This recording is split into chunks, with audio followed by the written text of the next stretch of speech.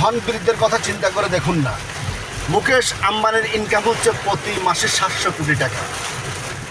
তার চেয়ে লিটল টাটার মালিকের রতন টাটার ইনকাম তার চেয়ে আরও বেশি। কিন্তু রতন টাটা সে এই গরিব দুঃখী অসহায় কিছু ফাউন্ডেশন আছে, সংস্থা আছে, ওখানে দান করে দেয়। অথচ মুকেশ আম্বানির এত টাকা থাকার পরও সে দান করতে চায় না।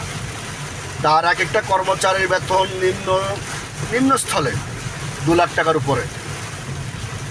আর তার তো বিলাসবহুল জীবনযাপন আছে, তার পরিবারের বিলাসবহুল জীবনযাপন আছে। কিন্তু তারা একটু যদি বিলাসবহুল না করে ইন্ডিয়ার পাশে যে গরিব মানুষগুলি আছে তাদের বিল্ডিংয়ের নিচে আশেপাশে অসহায় মানুষগুলি তাদের যদি সাহায্য সহযোগিতা করতো, তাহলে আমার মনে হয় না ইন্ডিয়াতে গরিবরা গরিব থাকতো। ইন্ডিয়াতে কিন্তু প্রচুর ধন বিক্রি আছে, ধন দৌলত ইনকাম করেছে, অনেক শিল্পপতিরা আছে, অনেক সেলিব্রিটিরা আছে, অনেক আইকনেরা আছে। ভাই গাড়িতে উঠে যান, বসে যান।